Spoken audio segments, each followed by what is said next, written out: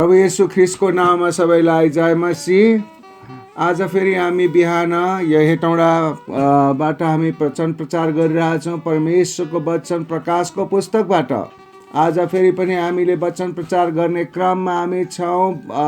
प्रकाशको पुस्तक अध्याय 19 को 5 पददेखि हामी हेर्नेछौँ र आजको यो 5 पदमा जुन हामी हेरिरहेछौँ 5 पददेखि, अनि आजको एपिसोड यानि कि वचनको भाग रहेको छ 93 यानि कि 93। अनि यस वचनको भागमा परमेश्वरले के भन्दै हुनुहुन्छ हामी हेर्नेछौँ र परमेश्वरले भन्नुहुने कुराहरू परमेश्वरले यूहन्नालाई देखाउनु भएको छ र यूहन्नाद्वारा हामीलाई त्यो कुरो देखाइएको छ।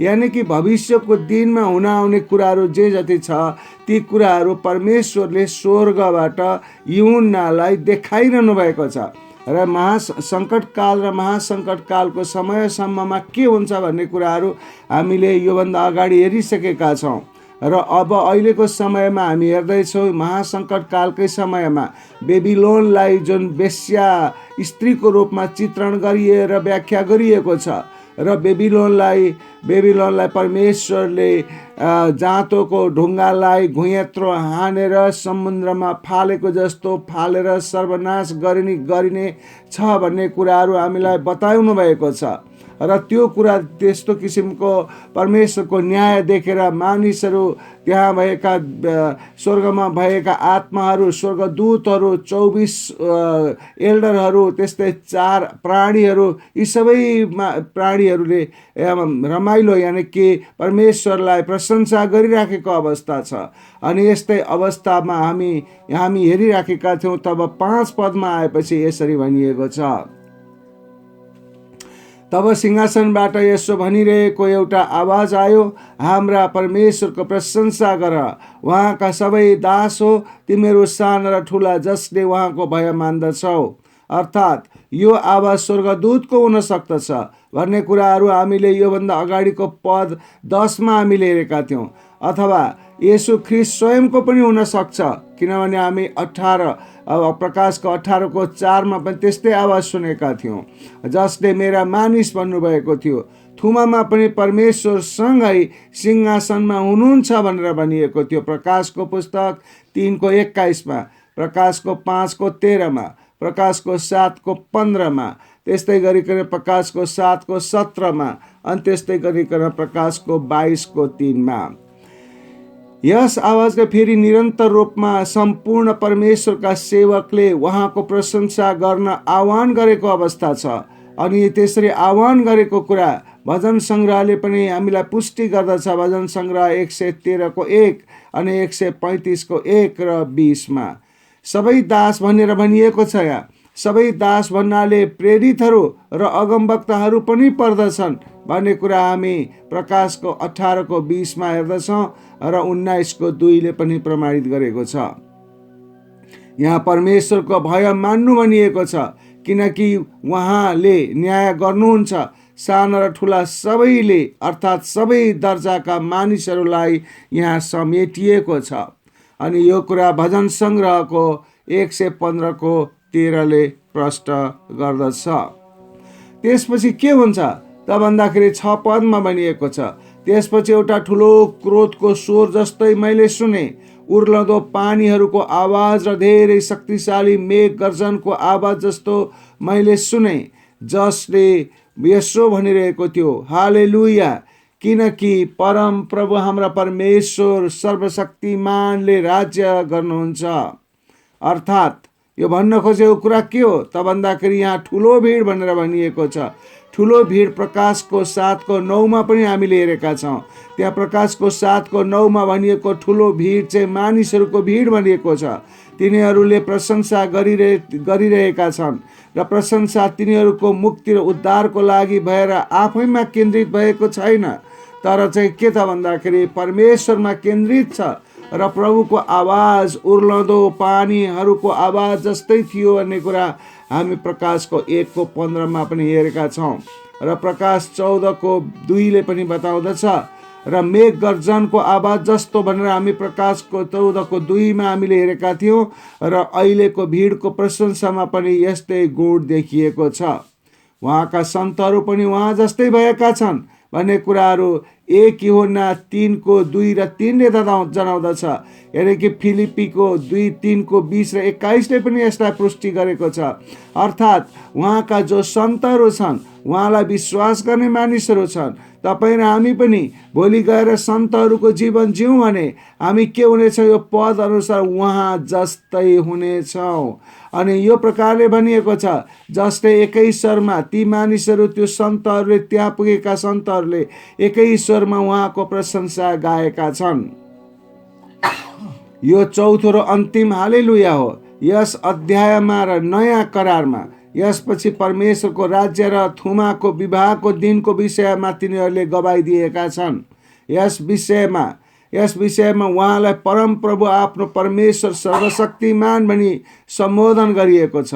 संसारको सबै इतिहासको अन्तिम अवस्था नै मसीहको पृथ्वीमा हुने राज्य हो। अनि उहाँ जब राज्य गर्न आउनुहुन्छ तब त्यो अन्तिम समयको सम्म हुनेछ र सबैको राज्यलाई तहस नहस गर्नुहुनेछ उहाँले, र आफ्नो राज्यलाई प्रतिस्थापन गर्नुहुनेछ र सबैको राज्यहरूलाई उहाँले क्यान्सल गर्नुहुनेछ र आफूले राज्य गर्नुहुनेछ। त्यसैले 7 पदमा भनिएको छ, हामी रमाऊ र अत्यन्त खुसी हौँ र उहाँलाई महिमा दिउँ, किनकि थुमाको विवाहको दिन आएको छ र उहाँकी दुलही स्वयं तयार भएकी छन्। हालेलुया। अनि यसको अर्थ हुन्छ दुलहीलाई मण्डलीको रूपमा लिन सक्दछौँ भन्ने कुराहरू हामीले पद यहाँ 19 प्रकाशको 19:9मा, त्यस्तै प्रकाशको 3:20मा, प्रकाशको 21:2 र 9मा र प्रकाशको 22:17मा र यूहन्ना 3:29मा र 2 कोरिन्थी 11:2मा अनि एफएसी 5:25देखि 32मा स्पष्टसँग लेखिएको छ। यानी कि के हो त भने परमेश्वरको दुलही भनेको मण्डली हो भन्ने कुराहरू यहाँ स्पष्ट गरिएको छ। दुलही भनेको छ पत्नी पनि अनुवाद गरिएको छ कुनै ठाउँमा, तर यहाँ विवाहको दिनको विषयमा भनिएको छ। अनि दुलहीलाई भनिएको छ, ग्रिक भाषामा दुलहीलाई गाइने भनिन्छ। त्यसै कारणले हामी गाइनोकोलोजी भनेर हाम्रा डाक्टरले भन्दछन्। गाइनेलाई यो सन्दर्भमा पत्नीको रूपमा लिएको छ। अनि गाइनेलाई पत्नीको रूपमा लिइन्छ भन्ने कुराहरू अथवा पत्नीको रूपमा लिएको कुराहरू उत्पत्तिको 29:11, व्यवस्थाको 22:24, मत्तीको 1:20, प्रकाशको 21:9ले बताउँदछ। स्त्रीलाई सांकेतिक रूपमा चित्रण गरिएको प्रकाशमा यो तेस्रो पटक हो। 12 अध्यायमा भएको स्त्री इजरायल हो, 17 अध्यायमा भएको वेश्या स्त्री बेबिलोन हो र यस अध्यायको स्त्री भनेको मण्डली हो। र पुरानो करारमा उहाँले आफैलाई इजरायलको पतिको रूपमा प्रस्तुत गर्नुभएको थियो भन्ने हामी यशायाको 54:6ले बताउँदछ अनि यशायाको 62:5ले बताउँदछ। त्यसैलाई यर्मियाको 31:32ले पुष्टि गरेको छ भने हिजकियलको 16:7देखि 14मा त्यही कुरालाई व्याख्या गरिएको छ। र होसेले पनि यो कुरालाई होसे 2:2, 16 र 19मा प्रष्ट गरेको छ। परमेश्वर र मानिस मिलाप हुने उद्देश्य संसारको सुरुदेखि नै विवाहमा पनि देख्न सक्छौँ। जब परमेश्वरले प्रथम पटक मानिसलाई बनाउनु भयो, उहाँले भूमिको माटोबाट बनाउनु भयो र स्त्रीलाई पुरुषको शरीरबाट बनाउनु भयो। यहाँ भनिएको हुन्छ कि त्यसकारण मानिसले आफ्ना आमा बाबुलाई छोड्छ र आफ्नी पत्नीसँग मिलिरहन्छ र तिनीहरू एउटै शरीर हुन्छन् भन्ने कुरा उत्पत्तिको 2:24ले बताउँदछ। यस खण्डलाई येशूले पनि शाब्दिक रूपमा लिनुभएको थियो भन्ने कुरा मत्तीको 19:2देखि 8मा बताउँदछ र त्यही कुरालाई मर्कुसले पनि स्पष्ट गरेका छन्, मर्कुस 10:2देखि 11मा। अनि पावलले पनि के भनेका छन् त? पावलले पनि यसो भनेका छन्, पति हो आफ्ना पत्नीहरूलाई प्रेम गर जसरी ख्रीष्टले पनि मण्डलीलाई प्रेम गर्नुभयो र त्यसको निम्ति आफूलाई अर्पण गर्नुभयो, यस हेतुले कि उहाँले त्यसलाई पानीले धोएर वचनद्वारा पवित्र पार्न सकुन् र उहाँले दाग वा चाउरी नभएको अथवा यस्तो कुरा नभएको तेजस्वी मण्डली आफै कहाँ प्रस्तुत गर्न सकुन् र यो चाहिँ पवित्र र निष्कोट होस् भनेर एफिसीको 5:25 देखि 27 बताइएको छ। फेरि पावलले उत्पत्तिको खण्डलाई उल्लेख गरेका छन्, किनभने हामी उहाँका शरीरको अङ्ग हौँ। यसकारण मानिसले आफ्नो बुवालाई छोडेर पत्नीसँग मिलिरहन्छ र ती दुवैजना एउटै शरीर हुनेछन्। यो एउटा गम्भीर रहस्यको कुरा हो अनि यो कुरा म ख्रीष्ट र मण्डलीको सम्बन्धमा बोल्छु भनेर एफिसीको 5:30 देखि 31 पावलले स्पष्ट गरेका छन्। यसको मतलब जब हामी पत्नी भन्दछौँ, जब हामी स्त्री भन्दछौँ, तब त्यो के हुँदछ त भन्दाखेरि परमेश्वरले यसलाई स्त्रीको रूपमा अनि त्यसपछि आएर मण्डलीलाई पनि स्त्री भनिएको कारणले गर्दाखेरि परमेश्वरले पछि गएर अब यो बेलामा महासङ्कटकाल र सङ्कटकालको समयमा परमेश्वरले जुन प्रकारले विवाह रच्नुहुनेछ त्यो विवाह रच्ने दिन आइसकेको छ भनेर भनिएको छ। अनि यसरी परमेश्वरले दुलहीको रूपमा जुन प्रकारले बताउनु भएको छ, बाइबलभरि नै परिचित गरिएको छ स्त्री र पत्नीको विषयमा र उसको महत्त्वको विषयमा। इजरायललाई हप्काउनु भएपछि परमेश्वरले होसे अगमवक्ताद्वारा भन्नुभएको थियो त्यो आफ्ना प्रेमिका पछि पछि कुद्नेछ, तर त्यसले तिनीहरूलाई भेटाउने छैन, त्यसले तिनीहरूलाई खोज्नेछ तर तिनीहरूलाई पाउने छैन। तब त्यसले भन्नेछ, म मेरो पहिलेकै लोग्ने कहाँ फर्केर जानेछु, किनकि त्यस बेला मेरो अवस्था अहिलेको भन्दा असल थियो भनेर होसेको 2:7 बताउँदछ। अब सङ्कटकालको समयमा के हुन्छ त्यहाँ भन्दा इजरायलीहरू परमेश्वरमा फर्केको हामी पाउँदछौँ। तब परमप्रभुले इजरायलीहरूलाई खुसी साथ ग्रहण गर्नुभएको छ। म तँलाई सधैँको निम्ति मेरो निम्ति मेरी पत्नी तुल्याउने छु। म धार्मिकता र न्यायमा दृढ र प्रेम र माया गरेर तँलाई पत्नी तुल्याउने छु। म तँलाई इमान्दारितामा मेरो पत्नी तुल्याउने छु र तैँले परमप्रभुलाई चिन्ने छस् भनेर होसेको पुस्तकमा भनिएको छ, होसेको 2:19 र 20 यो कुरालाई यशायाले पनि पुष्टि गरेका छन्। यशायाको 54:5 भनिएको छ कि यशायाले भनेका छन् त्यहाँ, किनकि तेरा सृष्टिकर्ता तेरा पति हुनुहुन्छ, उहाँको नाउँ सर्वशक्तिमान प्रभु परमप्रभु हो, इजरायलका परम पवित्र तेरो उद्धारक हुनुहुन्छ, उहाँ सारा पृथ्वीका परमेश्वर कहलाइनुहुन्छ। त्यस्तै गरिकन यो कुरालाई पुष्टि गरिएको छ 2 कोरिन्थीको 11:2 पनि। यहाँ यसरी भनिएको छ, नयाँ करारमा मण्डलीहरूलाई पवित्र र शुद्ध दुलहीको रूपमा भनिएको छ। ईश्वरीय डाहाले म तिमीहरूप्रति डाही भएको छु, एउटै पतिकी पवित्र दुलहीको रूपमा तिमीहरूलाई प्रस्तुत गर्न मैले ख्रीष्टसँग तिमीहरूको मगनी गरिदिएँ भनेर पावलले भनेका छन्। अनि यस्तै गरिकन इजरायल परमप्रभुको दुलहीको रूपमा स्थापित हुनेछ भनेर भनिएको छ, वा मण्डली परमप्रभुको रूपमा पवित्र दुलहीको रूपमा हुनेछ भन्ने कुरा विवाहभित्र स्पष्ट नभएको विषय हो। तर पवित्र एउटै पतिकी अथवा कुमारी भन्नाले बुझ्नु पर्दछ।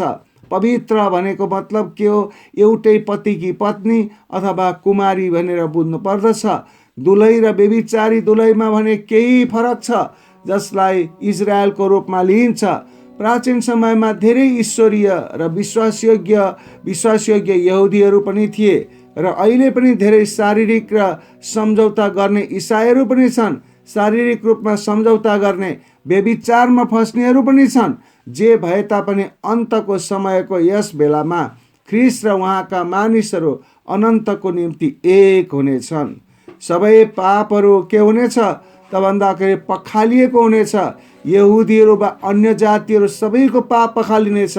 पूर्ण मिलापमा हुनेछन्, पूर्ण मिलापमा स्थापनामा हुनेछन्। उनीहरू एकै ठाउँमा हुनेछन् अनि एउटा दुलहीको रूपमा हुनेछन्, पवित्र दुलहीको रूपमा हुनेछन्। सम्भवतः तिनीहरू पृथ्वीमा ख्रिससँग मिलाप भएको दुलहीको रूपमा हुनेछन्। सङ्कटकालमा बाँचेकाहरू पनि, सङ्कटकालमा बाँचेका यहुदीहरू पनि उनीहरू एउटा मिलापको रूपमा आउनेछन्। स्वर्गमा मण्डली र ख्रिससँग भएको मिलापको चित्रात्मक रूपमा आउनेछन्। अनि यस गवाईमा दुलही स्वयं तयार भएकी छिन् भनिएको छ। अनि उहाँ पृथ्वीमा उहाँको अविश्वास योग्य, यानि कि विश्वास नगर्ने, यानि कि प्रभुलाई नचिन्ने, प्रभुलाई मन नपराउने मण्डली भएर पनि परमेश्वरमा, पवित्रतामा, प्रभु येशूमा आफ्नो पतिको सतीत्वमा नरहने मण्डली अथवा पतिको सतीत्वमा नरहने पत्नी उजाड स्थानमा शुद्धिकरण भएर तयार भएकी हुनुपर्दछ। जो अजिङ्गरबाट भागेकी थिए, प्रकाशको 12:6 हामीले हेरेका थियौँ। त्यो इजरायल चाहिँ अजिङ्गरबाट भाग्दै गएर उजाड स्थानमा पुगेकी थिए। अनि जब ख्रिस महिमा र भक्तिमा उहाँका मानिसहरूमा आउनुहुनेछ, तिनीहरूले पनि देख्नेछन् जसले उहाँलाई घोचे। अनि जकरियाको 12:10 अनुसार भनिएको छ, र तिनीहरूले उहाँलाई ग्रहण र समर्पण गर्नेछन् उहाँप्रति। तर त्यसै समयमा स्वर्गमा उठाइलिएका विश्वासीहरू उहाँमा शुद्धिकरण भएर उहाँ जस्तै भएको हुनेछन् भन्ने कुरा 1 यूहन्ना 3:2 र 3 रोमीको 8:29ले बताउँदछ। यसको अर्थ के हो त भन्दाखेरि प्रभु येशूको विवाह हुनेछ। त्यो विवाह मानिसको विवाह जस्तो होइन, तर उहाँको विवाह हुने भनेको मतलब के हो त मण्डलीलाई उठाएर लानुहुनेछ। मण्डली उहाँको साथमा हुनेछ। अर्थात् कस्तो मण्डली? जुन मण्डली परमेश्वरमा पवित्र जीवन जिउँदछ। जब परमेश्वरमा पवित्र जीवन जिउँदछ जो मण्डली, ऊ मात्रै उठाएर लगिनेछ, अरू सबैलाई छोडिनेछ। ती सबैलाई न्याय र दण्डको लागि छोडिनेछ। जोसुकै पनि विश्वासी होस्, ती विश्वासीहरू पवित्र विश्वासी हुनुपर्छ भन्ने कुरा बाइबलले बताएको छ। त्यसकारण हाम्रो जीवन पवित्रताको जीवनमा जिउनु पर्दछ। हामी सबैजना धेरै मानिसहरूको मण्डली होस् भनेर आजका मानिसहरूले चाहन्छन्। धेरै मानिसहरू मेरो मण्डलीमा आउन् भन्ने चाहन्छन्, तर त्यो वास्तवमा होइन। तर वास्तवमा भन्ने हो भने जति थोरै मानिसहरू आए तापनि आउन्, तर पवित्रताको जीवन जिउन्। अनि यही नै राम्रो, असल र चाउरी नपरेको मण्डलीको रूपमा परमेश्वरले लिनुहुनेछ। किनभने परमेश्वरले भन्नुभएको छ, तिमीहरू पवित्र हुनु किनभने म पवित्र छु। तिमीहरूलाई म विवाह गर्न आउँदा तिमीहरू पनि पवित्र हुनु पर्दछ, किनभने म पवित्र छु। जब म पवित्र छु र तिमीहरूसँग विवाह गर्न आउँदाखेरि पवित्र पाएन भने तिमीहरूसँग म विवाह गर्दिनँ। तर मगनीता भइसकेको भए तापनि म विवाह गर्दिनँ भनेर परमेश्वरले यसरी तिरस्कार गर्नुहुने अवस्था आउनेछ। येशू ख्रिस्टले आफैलाई दुलहाको रूपमा सङ्केत गर्नुभएको छ भन्ने कुरा मत्तीको 9:15 अनि त्यस्तै गरी मत्तीको 22:2 - 14 अनि मत्तीको 25:1 - 13 मर्कुसको 2:19 - 20 लुकाको 5:34 - 35 त्यस्तै गरिकन लुकाको 14:15 - 24 यूहन्नाको 3:29 स्पष्ट लेखिएको छ। यी पदहरू एकदम महत्त्वपूर्ण पदहरू छन्, किनभने यहाँ प्रभु येशूले आफूलाई दुलहाको रूपमा दाबी गर्नुभएको छ, अर्थात् सङ्केतमा दाबी गर्नुभएको छ। उहाँ साँच्चै नै दुलहा हुनुहुन्छ भन्ने कुरा बाइबलको यति पदहरूले स्पष्ट गरेको छ। त्यसैले उहाँ आत्मिक दुलहा हुनुहुनेछ। मण्डली उहाँको साथमा हुने कुरालाई स्पष्ट गरिएको छ। यहुदीहरूको निमित्त विवाहको कुराले तिनीहरूको र मसीहको घनिष्ठ सम्बन्धलाई जनाउँथ्यो। त्यो बेलामा जब उहाँले पृथ्वीमा राज्य गर्नुहुनेछ, थुमाको विवाहको स्थान र समयको विषयलाई बुझ्न प्राचीन विवाहको परम्परालाई तुलना गर्न सक्छौँ, जहाँ 3 विशेष प्रक्रिया हुन्थ्यो। के हुन्थ्यो 3 विशेष प्रक्रिया? विवाहको समयको प्राचीन कुरालाई हेर्दाखेरि पहिला हुँदथ्यो अभिभावकले दुलही चुन्ने काम गर्थ्यो, अनि अहिले पवित्र आत्माले चुनिएकाहरूलाई नवीकरण गर्नु भएर ख्रीष्टको दुलहीको निम्ति तयार गर्नुहुन्छ। त्यस्तै गरिकन दोस्रोमा विवाहको समयमा दुलाले आफ्नो घर छोडेर साथीहरूका साथ दुलहीको घरमा गएर दुलहीलाई आफ्नो घरमा ल्याउनुहुन्थ्यो। दुलहीलाई यो समयको विषयमा थाहा हुँदैन थियो। यो र्याप्चरको समयमा हुनेछ, जब ख्रीष्टले मण्डलीलाई उहाँसँग लानुहुनेछ भन्ने कुरा यूहन्नाको 14:1-2 बताइएको छ। जब दुलहीको कुरा भनिएको हुन्छ, दुलही तयार गरिएको हुन्छ, तर दोस्रो स्टेपमा, विवाहको दोस्रो स्टेपमा अनि के गरिएको हुन्छ त भन्दाखेरि दुलाले आफ्नो घर छोडेर जानेछन्, साथीहरूलाई लिएर जानेछन्, अनि ती जन्तीको रूपमा हुनेछन् त्यो अनि त्यसपछि दुलहीको साथमा घर गएर दुलहीलाई आफ्नो घरमा ल्याउँदछन्। तर जुन दिन दुलहीलाई लिन जान्दछ दुलहा, त्यो दिन बताइएको हुने छैन, किनभने मगनी भएको दुलही छ। उसले कुन दिन जान्छ भन्ने कुरो दुलहीले थाहा नपाउन पनि सक्छ।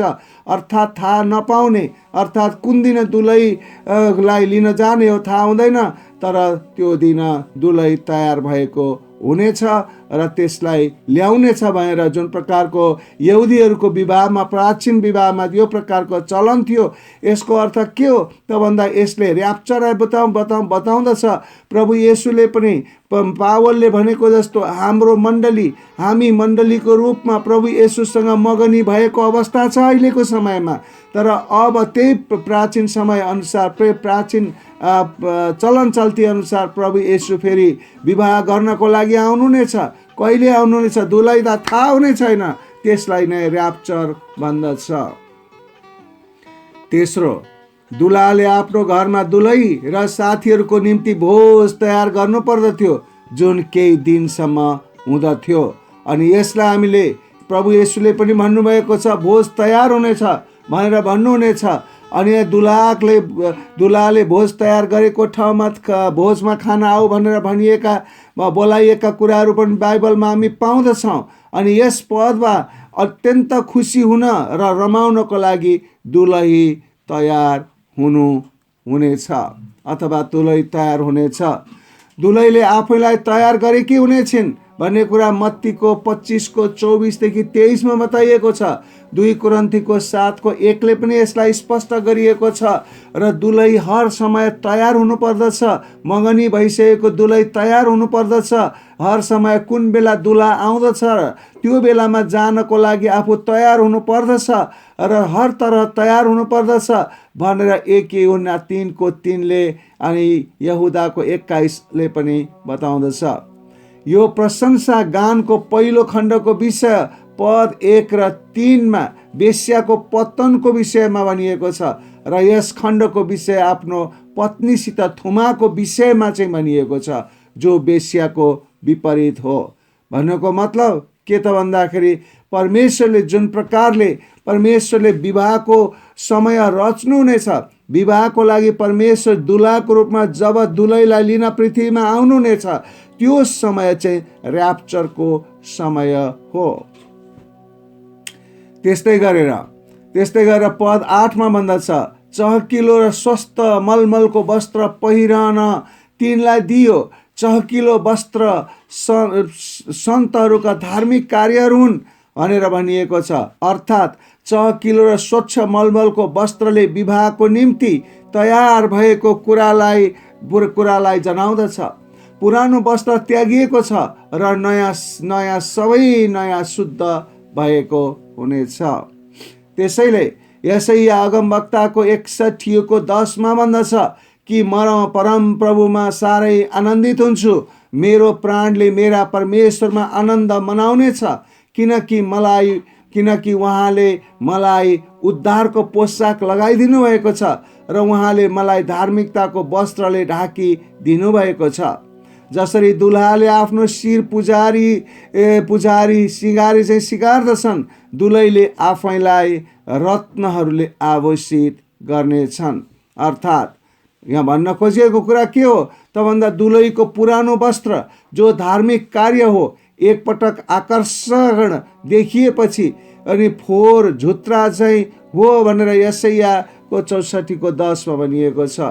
अब ख्रिस्टसँग रहेर यानि कि रोमीको 7:4 अनुसार उहाँद्वारा चहकिलो स्वच्छ वस्त्र प्राप्त भएको हुनेछ दुलहीलाई भन्ने कुरा हामी प्रकाशको 6:4 पनि पाउँदछौँ, प्रकाशको 8:3 पनि पाउँदछौँ, प्रकाशको 9:5 पनि यो कुरालाई लेखिएको छ। त्यस्तै विभिन्न अरू पदहरूमा यो कुरालाई पुष्टि गरिएको छ। र त्यस्तै गरिकन चहकिलो भन्नाले के बुझिन्छ त भन्दा चहकिलोले ईश्वरीय महिमालाई बुझाउँदछ र स्वच्छले के जनाउँदछ त भन्दा स्वच्छले चाहिँ शुद्धतालाई जनाउँदछ। यसको अर्थ के हो त भन्दा दुलही चहकिलो लुगा लगाएकी हुनेछिन्, यानि कि चहकिलो यानि कि ईश्वरीय महिमाले भरिएकी हुनेछिन्। अनि जसरी मण्डलीहरू पनि ईश्वरीय महिमाले हुने प्रकारको गरिकन हामी अगाडि बढ्नु पर्दछ, यानि कि त्यही किसिमले हुर्किनु पर्दछ, त्यही किसिमले अरूलाई पनि हुर्काउनु जरुरी छ। स्वच्छ भन्नाले शुद्धता, अनि हाम्रो मण्डलीमा पनि शुद्धताको अभ्यास हुनुपर्दछ।